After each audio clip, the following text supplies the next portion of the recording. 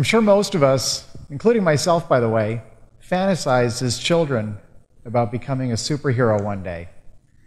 Well, it turns out that it actually is possible to do just that.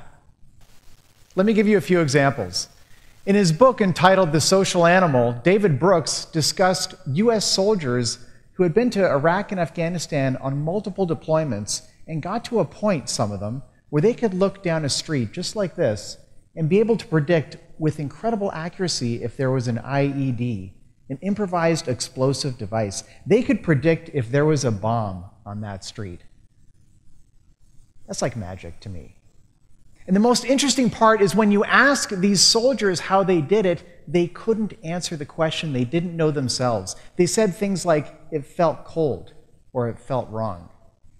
That's like magic to me. In his book entitled Blink, Malcolm Gladwell discussed a very well-known tennis coach by the name of Vic Braden. Been coaching and playing tennis for 20, 30, even 40 years. Got to a point where he could watch a tennis match on television and be able to predict with near 100% accuracy if the player was about to double fault, but before the player had even touched the ball. That's like superhuman. But yet again, he went through the video footage afterwards to try to determine the patterns that he was seeing with his eyes to make those predictions, and he could not find those patterns. Or maybe closer to home, any parent can look at her child and know in an instant what she's thinking. And of course, we've all driven on these California freeways and we see a car in front of us in traffic and we know that that car is about to change lanes. But before they've even activated their blinker, we saw something. We didn't know what it was, but we knew that car was about to change lanes. And then sure enough, the car changes lanes. These are intuitions. These are intuitions that we develop when we have familiarity with a given situation.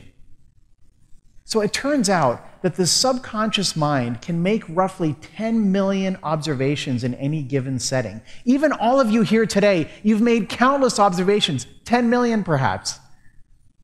The seat you're sitting in, the people around you, a piece of lint on the floor, a scent in the air, if it's hot or cold, how you feel with different thoughts. These are all observations that you're making all the time. But at the same time, your conscious mind can only keep track of about 40. It's incredible. It actually depends on the research. It ranges from 40 to about 150. But let's just use 10 million in this unconscious mind to 100 in the conscious mind to make the numbers easy. That means that 99.999% of the observations you make, you're not even consciously aware of. Well, it turns out that there's a lot of research. There's literally been an explosion of research in this area over the past 15 years or so, under umbrellas like neuroscience and cognitive psychology, behavioral economics. And the scientists who are conducting these studies and doing this research, and also the authors who are writing about this research, tend to focus on, number one, understanding the immense capacity of our unconscious mind, or two, the implications for companies who are trying to use this information to help them market their products and services more effectively, or three, how we can in fact protect ourselves from the snap decisions and the snap judgments that we make as a result of these unconscious observations. Right? These intuitions come from the 10 million unconscious observations, not the 100 conscious ones. But those reasons aren't the reasons for my presentation today. The reasons for my presentation today is to use it. Let's leverage it. Let's leverage the capabilities of our unconscious mind and our awareness of how it actually functions to further our own goals and our own aspirations. Adrian de Groot was famous for doing a series of studies in the 1940s, 50s, and 60s around the game of chess. And in one study in particular, he had chess novices and chess masters involved, and in both cases, they were shown a chessboard of a chess game halfway in progress, but they were only allowed to see that chessboard for 5 seconds. Then the curtain went down, and they got a fresh board, and they had to recreate what they saw. And the chess novices, this was really a difficult task. And they got on average 4 or 5, maybe 6 pieces right. After that, they couldn't remember anymore. But of course, for the chess masters, this was easy because they had the familiarity. They could chunk the information down. They saw this storyline of the game in progress. They saw the strategy of both sides. So for them, it was very easy to recreate what they saw.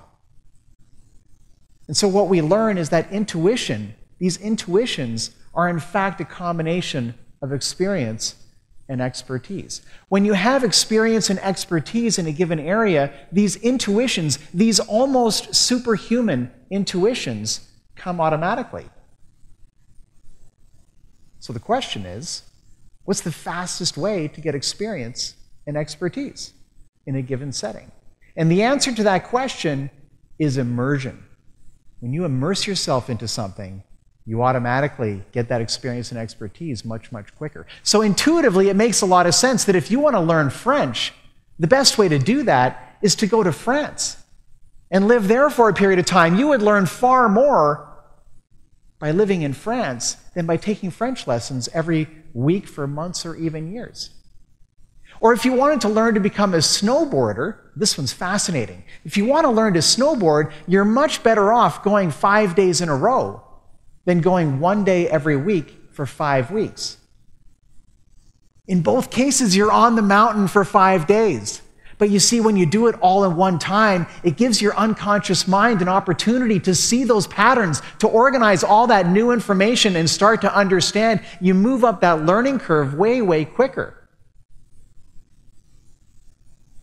And so my challenge to all of you is to take a more active role in your own lives. With this knowledge, take a more active role and use immersion. Incorporate intentional immersion into your lives in the areas in which you're passionate.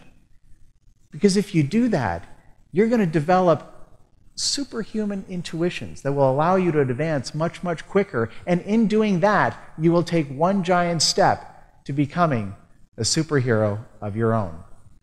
Thank you.